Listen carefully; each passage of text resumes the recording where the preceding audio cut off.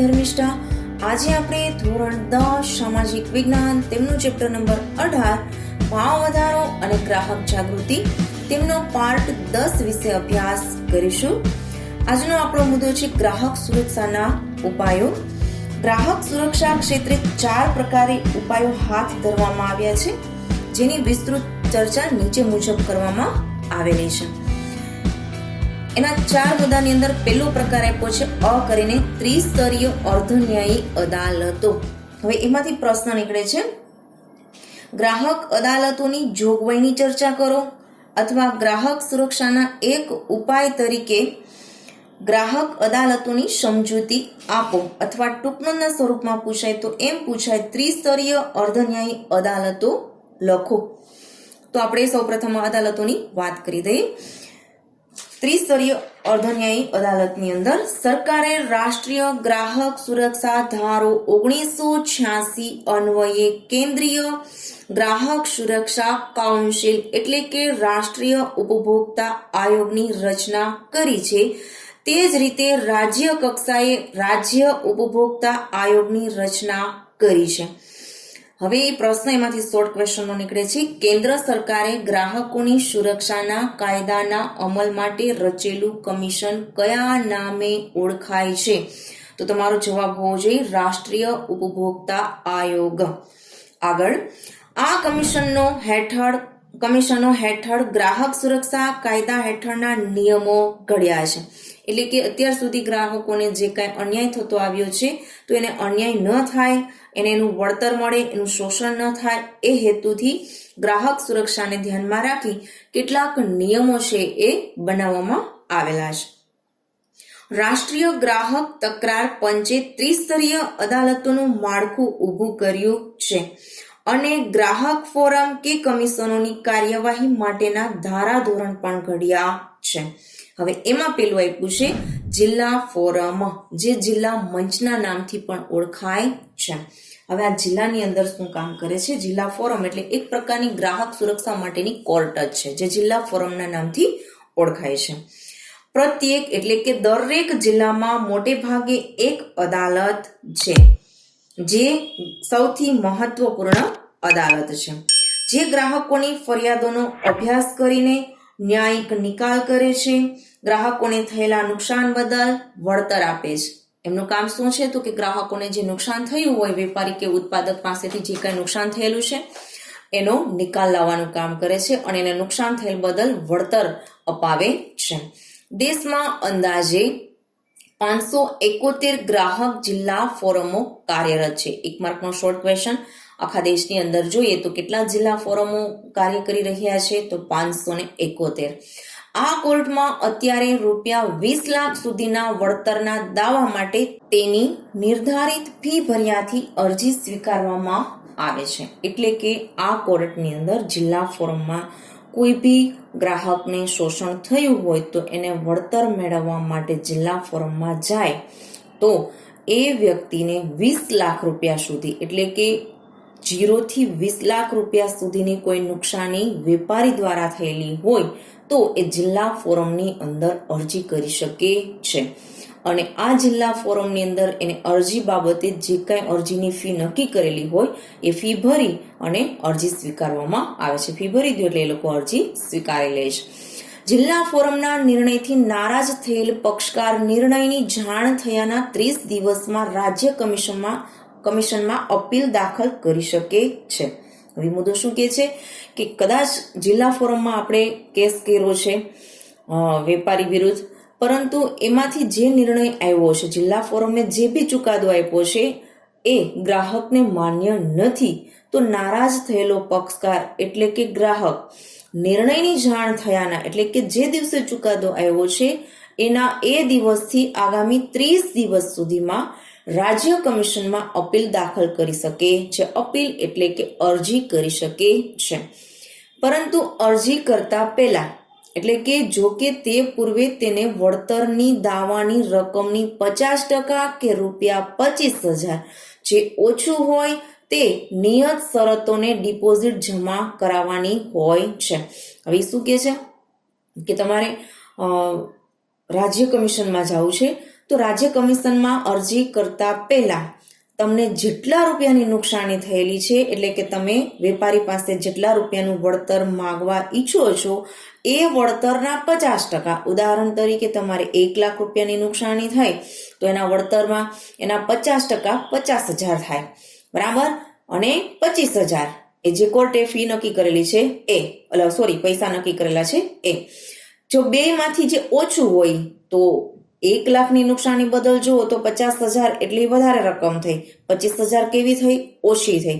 તો ઓછી રકમ જે 25,000 છે એની ફિક્સ ડિપોઝિટ તમારે એના જે કઈ નિયમો હોય, એની જે કઈ શરતો હોય, એને જે નિયમો નક્કી કરેલા હોય એ મુજબ ડિપોઝિટ જમા કરાવવાની હોય છે. ત્યાર પછી તમે અરજી કરી શકો છો. ત્યાર પછી નેક્સ્ટ મુદ્દો છે બીજું, રાજ્ય કમિશન. રાજ્ય કમિશન રાજ્ય ફોરમના નામથી પણ ઓળખાય છે. અંદાજે દેશમાં હાલમાં 35 રાજ્ય ફોરમો કાર્યરત છે. 1 માર્કનો શોર્ટ ક્વેશ્ચન, આપણા દેશની અંદર હાલની અંદર કેટલા રાજ્ય ફોરમો કાર્ય કરી રહ્યા છે? તો 35. 20 લાખથી 1 કરોડ રૂપિયા સુધીના વળતર દાવાની રકમ માટેની ફરિયાદ નિર્ધારિત ફી ભર્યાથી દાખલ થઈ શકે છે. હવે આગળ આપણે જોયું કે 0 થી એટલે કે 1 રૂપિયાથી માંડીને 20 લાખ રૂપિયા સુધીની વાત કરી કે 20 લાખ રૂપિયા સુધીનું વળતર મેળવવું હોય, નુકસાની ગયેલી હોય અને વળતર મેળવવું હોય તો આપણે જિલ્લા ફોરમમાં જઈ શકીએ. અહીંયા 20 લાખથી વધુ અને 1 કરોડ રૂપિયા સુધીની નુકસાની ગયેલી હોય, બરાબર. 20 લાખથી 1 કરોડ રૂપિયા સુધીની આપણે વળતર વેપારી પાસેથી મેળવવું હોય ત્યારે એ દાવાની રકમ માટે જે કાંઈ રાજ્ય કમિશને ફરિયાદ નોંધાવવા માટેની એટલે કે અરજી કરવા માટેની નક્કી કરેલી હોય ફી, તે ભરી અને તમે તમારી અરજીને દાખલ કરી શકો છો. રાજ્ય ફોરમથી નારાજ થયેલ કોઈ પણ પક્ષકાર હુકમની તારીખથી 30 દિવસમાં ઠરાવેલ નમૂનામાં અને દાવાની રકમના 50% અથવા તો ₹35,000 ડિપોઝિટ ભરીથી રાષ્ટ્રીય કમિશનમાં અપીલ કરી શકે છે. હવે કોઈ ગ્રાહકને રાજ્ય કમિશનનો છે એ નિર્ણય યોગ્ય ન લાગ્યો, એને એમ થયું કે ભાઈ નુકસાની થઈ છે મને, તો એ વ્યક્તિએ રાષ્ટ્રીય કમિશનમાં પોતાની અપીલ કરવી છે, બરાબર. તો નારાજ થયેલો આ પક્ષકાર જે દિવસે નિર્ણય રાજ્ય કમિશનમાં આવ્યો હોય એ દિવસથી આગામી 30 દિવસની અંદર ઠરાવેલ નમૂના એટલે કે જે નમૂનો અરજીનો આપણે કરવાનો થતો હોય એ પ્રમાણે જે એની ફીસ નક્કી થયેલી છે, કારણ કે જે તમે રાષ્ટ્રીય કમિશનમાં જશો એ પહેલા શું કરવાનું તો કે 50% વળતર, જે કુલ રકમ આપણને વળતર મેળવવાનું છે એના 50%. માનો કે અહીંયા 5 લાખની 20 લાખનું કીધું છે તો 20 લાખ તમને નુકસાની થઈ છે તો 20 લાખના વળતરની અંદર મેળવવા માટે 50% રકમ એટલે 10 લાખ રૂપિયા થાય, બરાબર. અને 35,000 રૂપિયા બે માંથી ઓછું હોય તો 35,000 ફિક્સ ડિપોઝિટ આપણે આપીએ કેવી છે? ઓછી છે, બરાબર. તો ₹35,000 ડિપોઝિટ જમા કરી અને રાષ્ટ્રીય કમિશનમાં અરજી કરી શકીએ છીએ, બરાબર. હવે રાજ્યની અંદર જે કમિશનની અંદર કોઈ બી વ્યક્તિ અરજી કરે છે તો એ અરજી કરેલ તારીખથી 90 દિવસમાં એને નિકાલ કરવાનો હોય, એટલે કે એને કેસની કાર્યવાહી પતાવવાની હોય, પૂર્ણ કરવાની હોય, એટલે એને 90 દિવસની મુદત આપવામાં આવે છે. ત્યાર પછી ત્રીજો મુદ્દો છે રાષ્ટ્રીય કમિશન. રાષ્ટ્રીય ફોરમના નામથી પણ ઓળખવામાં આવે છે. આપણું રાષ્ટ્રીય ગ્રાહક સુરક્ષા માટે સૌથી મોટી અદાલત છે ને એ દિલ્હીની અંદર આવેલી છે. હવે રાષ્ટ્રીય કમિશનની અંદર કેટલા રૂપિયા સુધીની અરજીઓ સ્વીકારવામાં આવે છે? 1 કરોડથી વધુ વળતરના દાવા અંગેની અરજીઓ તેની નિર્ધારિત ફી કોર્ટમાં ભરીથી ફરિયાદ દાખલ થઈ શકે છે. તો કે જિલ્લામાં જેમ આપણે યાદ રાખ્યું કે ભાઈ 20 લાખ સુધીના વળતર માટે છે, એવી રીતે રાજ્યની અંદર આપણે 20 લાખથી કરોડ સુધી યાદ રાખ્યું છે. તો અહીંયા યાદ રાખવાનું છે કે 1 કરોડથી વધુ વળતર મેળવવાનો પ્રશ્ન હોય, બરાબર, કે ગ્રાહકને 1 કરોડથી વધારે રૂપિયાની નુકસાની થયેલી હોય એવા સંજોગોમાં એ રાષ્ટ્રીય કમિશનની અંદર અરજી કરે છે અને એના કોર્ટની જે કંઈ ફી હોય એ ફી ભરી અને અરજી દાખલ કરી શકે છે. ત્યાં 5 સભ્યોની બેન્ચ આ કમિશનના સભ્યો હોય છે. 5 સભ્યોની આખી પેનલ હોય છે, બરાબર, જે આ રાષ્ટ્રીય કમિશનના મુખ્ય સભ્યો હોય છે અને સાથે બેસી અને કોઈ નિર્ણય લે છે. રાજ્ય કમિશન અને રાષ્ટ્રીય કમિશનને શક્ય એટલો વહેલો એટલે કે અરજી દાખલ કર્યા તારીખથી 90 દિવસમાં અરજીનો નિકાલ કરવાનો હોય છે. તો આગળ રાજ્ય કમિશનની વાત કરી તો એ પણ આપણે જ્યારે અરજી દાખલ કરી હોય એ તારીખથી આગળના 3 મહિના એટલે કે 90 દિવસમાં એને એ કેસને સોલ્વ કરવાનો હોય. અહીંયા પણ યાદ રાખવાનું છે કે રાષ્ટ્રીય કમિશન છે તો રાષ્ટ્રીય કમિશનમાં પણ આપણે અરજી દાખલ કરીએ એટલે કે કોઈ ગ્રાહક અરજી દાખલ કરે ત્યારથી એને આગામી એટલે કે 90 દિવસની અંદર એને અરજી છે એનો નિકાલ કરી લેવાનો હોય એટલે કે એનો પ્રોબ્લેમ છે સોલ્વ કરવાનો હોય.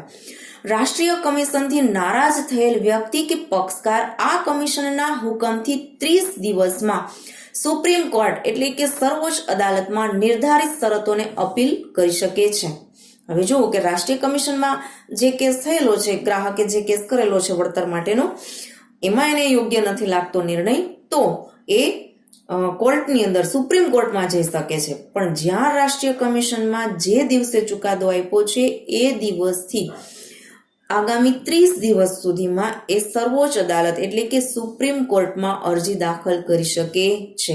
પણ સુપ્રીમ કોર્ટમાં અરજી દાખલ કરતા પહેલા એને કેટલીક શરતોનું પાલન કરવું પડે છે. જો કે અપીલ પૂર્વે એટલે કે અપીલ પહેલા, અરજી પહેલા પક્ષકારે વળતર દાવાની રકમના 50% અથવા તો ₹50,000 બેમાંથી જે ઓછું હોય તે ડિપોઝિટ પેટે કોર્ટમાં જમા કરાવવાનું ફરજિયાત છે.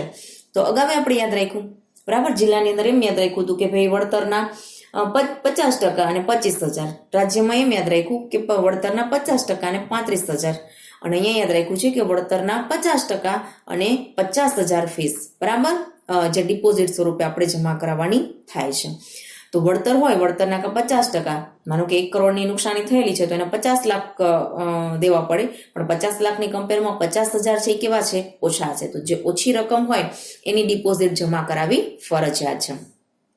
જો કોઈ વ્યક્તિ આ ત્રણેય અદાલતો પૈકી જે તે અદાલતોએ કરેલા હુકમોનું પાલન ન કરે તો સજા અથવા દંડ કે બંને શિક્ષાને પાત્ર ઠરે છે. એટલે કે જે કોઈ વેપારી છે કે ગ્રાહક છે એ જ્યારે કોઈ આ 3 અદાલતનું છે એ પાલન ન કરે, એના નિયમનું ઉલ્લંઘન કરે તો એને શિક્ષા કે દંડ થાય છે. બીપીએલ હેઠળની વ્યક્તિઓને તેમજ સિનિયર સિટીઝન્સ અને વિકલાંગ વ્યક્તિઓને કેટલીક શરતોને આધીન ફી ભરવામાંથી મુક્તિ આપવામાં આવે છે.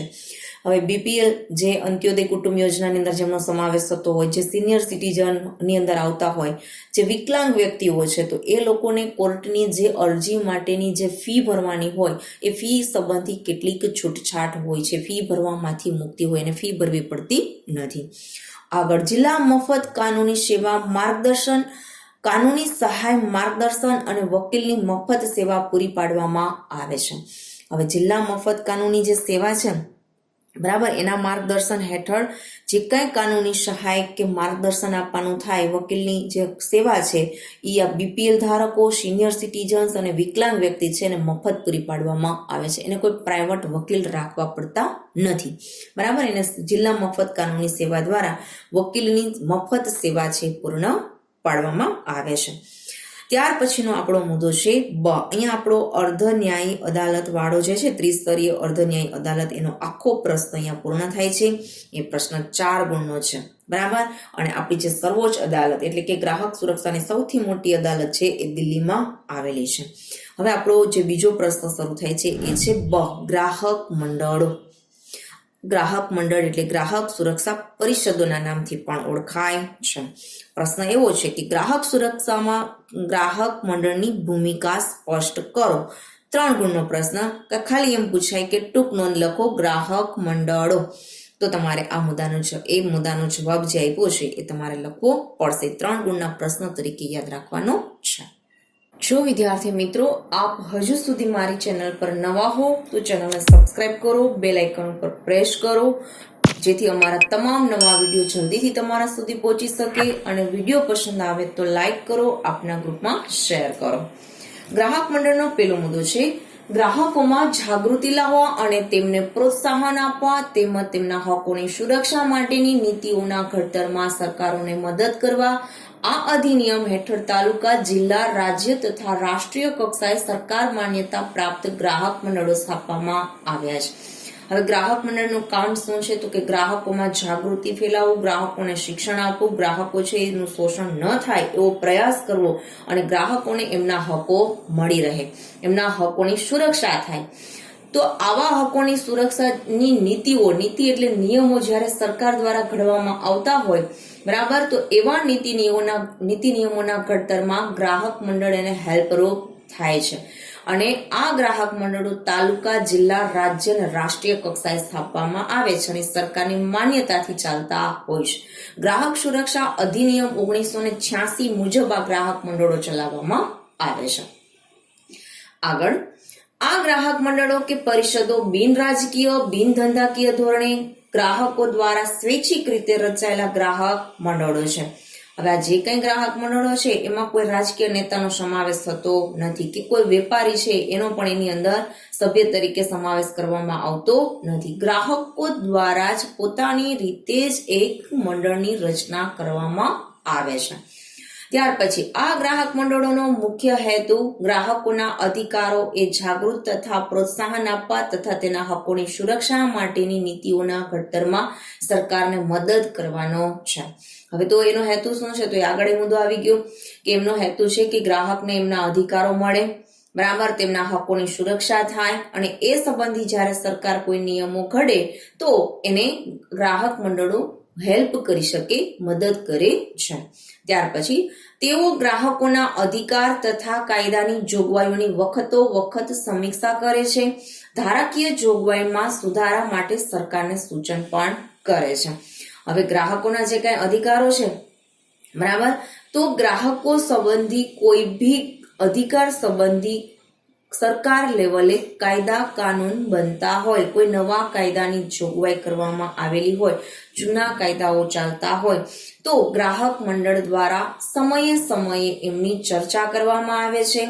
જો જરૂરી લાગે તો આવા ધારાકીય જોગવાઈ એટલે કે કાનૂની જોગવાઈ કાયદા કાનૂનમાં સુધારા માટે સરકારને સૂચન પણ કરે છે.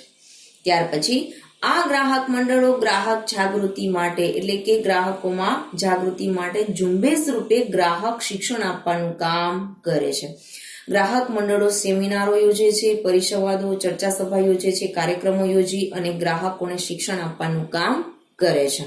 બરાબર, તેમાં ગ્રાહકોના અધિકારો, ફરજો, વિવિધ પ્રકારે થતું ગ્રાહકોનું શોષણથી કેવી રીતે બચી શકાય તેની કાયદેસરની જોગવાઈ જેવા મુખ્ય વિષયો ઉપર માર્ગદર્શન પૂરું પાડવામાં આવે છે. ગ્રાહક મંડળ શું કામ કરે છે? તો કે ગ્રાહકોને અધિકારો શું છે, કયા અધિકારો આપવામાં આવેલા છે, બંધારણમાં કેટલી ફરજો છે, એનું કેવી રીતે વેપારી દ્વારા શોષણ થાય છે, શોષણથી કેવી રીતે બચવું, શોષણ થયું છે તો વેપારી વિરુદ્ધ કેવી રીતે એની ફરિયાદ કરવી વગેરે જેવી મહત્વની માહિતી છે એ ગ્રાહકો સુધી પહોંચાડવાનું કામ કરે છે. ત્યાર પછી આ ગ્રાહક મંડળો કે સંગઠનો દ્વારા ગ્રાહકમાં જાગૃતિ ફેલાય તે હેતુથી ગ્રાહક સુરક્ષા, ઇનસાઇટ, ધી કન્ઝ્યુમર, ગ્રાહક મંચ જેવા માસિક, દ્વિમાસિક મેગેઝિનો કે સામયિકો પ્રકાશિત કરીને ગ્રાહક જાગૃતિ ફેલાવવાનું કાર્ય કરે છે. એક શોર્ટ ક્વેશ્ચન આપણે યાદ રાખશું કે ગ્રાહક મંડળો દ્વારા કયા સામયિકો બહાર પાડવામાં આવેલા છે? તો ગ્રાહક સુરક્ષા, ઇનસાઇટ, ધી કન્ઝ્યુમર અને ગ્રાહક મંચ. બરાબર, એ ગ્રાહકની અંદર આવી રીતે સામયિક અને મેગેઝિનો દ્વારા એને જાગૃત કરવાનો પ્રયાસ કરે છે. ગ્રાહકોની કોઈ ફરિયાદો હોય તો એ ફરિયાદોનું નિવારણ લાવવામાં પણ એ મદદરૂપ થાય છે. ગ્રાહક જ્યારે ગ્રાહક મંડળની અંદર વેપારીની ફરિયાદ કરવા જાય છે તો આ ગ્રાહક મંડળ દ્વારા એની ફરિયાદને સાંભળવામાં આવે છે અને ત્યાર પછીનું નિવારણ લાવવામાં પણ આવે છે. આમ આ ગ્રાહક મંડળો ઉત્પાદકો કે વેપારી દ્વારા જે કઈ ભેળસેળ કરવામાં આવતી હોય, કાળા બજાર કરવામાં આવતું હોય વગેરે જેવી જે પ્રવૃત્તિ છે એની માહિતી એકઠી કરે છે, બરાબર, કાયદેસરની કાર્યવાહી કરે છે અને ગ્રાહકને ન્યાય આપે છે. અને જો વેપારી છે એ આવું ગ્રાહકોનું શોષણ વધારે પડતું કરતા હોય, શોષણ કરેલું હોય તો અને ગ્રાહકોને જે વેપારીને કારણે આર્થિક, શારીરિક, માનસિક કોઈ પણ પ્રકારની નુકસાની થઈ હોય તો એને વેપારી પાસેથી વળતર અપાવવાનું કામ પણ ગ્રાહક મંડળ કરે છે. ત્યાર પછી આપણો ત્રીજો મુદ્દો એટલે કે ક છે જાહેર વિતરણ પ્રણાલી. પીડીએસ ના નામથી ઓળખાય છે. પીડીએસ નું પૂરું નામ છે પબ્લિક ડિસ્ટ્રીબ્યુશન સિસ્ટમ. હવે જાહેર વિતરણ પ્રણાલી શું છે? જુઓ કે જાહેર વિતરણ પ્રણાલી દ્વારા વ્યાજબી ભાવની દુકાનો દ્વારા નિયમિતપણે સારી ગુણવત્તાવાળો માલ નિયત જથ્થામાં રાહત દરે અનાજ કે અન્ય વસ્તુઓ પૂરી પાડે છે. જે થકી ગરીબ ગ્રાહકોને ખુલ્લા બજારમાં વધુ ભાવ લેવાના, હલકી જાતના ગુણવત્તાવાળા માલ સામાન કે ઓછી માત્રામાં મળતી ચીજ વસ્તુઓ દ્વારા થતા શોષણથી બચાવે છે. હવે એનો કહેવાનો મતલબ શું છે? તો કે સસ્તા ભાવની દુકાનો છે, જેને આપણે કહીએ છીએ ગવર્મેન્ટ દ્વારા સસ્તા ભાવની દુકાનોમાં, વ્યાજબી ભાવની દુકાનોમાં સસ્તા ભાવે ગરીબ લોકોને, જેમનો અંત્યોદય કુટુંબમાં સમાવેશ થતો હોય ને એનાથી ઉપર કુટુંબમાં સમાવેશ થતો હોય એવા લોકોને બહુ મિનિમમ રાહત દર, એમ કહી શકાય કે બહુ ઓછા રૂપિયે એ વસ્તુ છે એ પ્રોવાઈડ કરવામાં આવે છે. કેવી વસ્તુ? ખાંડ, ચોખા, ઘઉં, કેરોસીન વગેરે જેવી વસ્તુ સસ્તા ભાવે પૂરી પાડવામાં આવે છે. એટલે એનાથી એને ફાયદો શું થાય? તો કે માર્કેટમાં જ્યારે વસ્તુના ભાવ છે એ વધેલા હોય, બરાબર, હલકી ગુણવત્તાવાળો માલ સામાન વેચવામાં આવતો હોય, અથવા તો વજનની અંદર ઓછી વસ્તુઓ છે આપવામાં આવતી હોય, તો આવા શોષણ સામે જાહેર વિતરણ પ્રણાલી ગરીબ લોકોને રક્ષણ આપે છે. બરાબર, કારણ કે ત્યાં ઘઉંની કિંમત જુઓ તો 2 રૂપિયા પર કિલો છે, ચોખા છે 3 રૂપિયા કિલો મળે છે. તો જે માર્કેટની અંદર ભાવ છે એના કરતા આ જાહેર વિતરણ પ્રણાલી દ્વારા સસ્તા અનાજની દુકાનની અંદર ખૂબ જ ઓછા ભાવે જરૂરી વસ્તુ મળે છે, જેના કારણે ભાવ વધારો છે એને નુકસાન કરતો નથી, શોષણથી બચી જાય છે. વેપારીની જે કઈ ભ્રષ્ટ રીત રસમો હોય એની સામે પણ જાહેર વિતરણ પ્રણાલી દ્વારા અંકુશ આવે છે. આમ જાહેર વિતરણ પ્રણાલી છે ગરીબ લોકો માટે ફાયદો કરે છે. ત્યાર પછીનો મુદ્દો છે ડ વિભાગ, બરાબર, તોલમાપ અને ચીજ વસ્તુઓની શુદ્ધતાને પ્રમાણિત કરતું તંત્ર. એની અંદર શું છે? તો કે જે તોલમાપ વિભાગ દ્વારા હોય તો એના જે માપ્યા હોય, બરાબર, ઇલેક્ટ્રિક કાંટા હોય, પછી જે તોલા હોય, તો એના માપન માટેની વાત કરી છે. ગ્રાહકોના સ્વાસ્થ્ય અને સલામતીના રક્ષણ માટે સરકારે કેટલીક કાયદાકીય સંસ્થાઓની સ્થાપના કરી છે, જે ઉત્પાદકો દ્વારા તૈયાર થયેલો માલ સામાન, વસ્તુની ગુણવત્તા, તેની શુદ્ધતા, એની તપાસણી કરે છે, સમયાંતરે એને ચકાસે છે, અને ચકાસ્યા પછી એને લાગે કે આ યોગ્ય વસ્તુ છે, સારી છે, સેહત માટે કોઈ નુકસાનકારક નથી, તો એને પ્રમાણિત કરવાનું કાર્ય કરે છે. અહીંયા આપણો આજનો મુદ્દો પૂર્ણ થાય છે. નેક્સ્ટ વિડીયોની અંદર નવા મુદ્દા સાથે ફરી મળીશું. Thank you.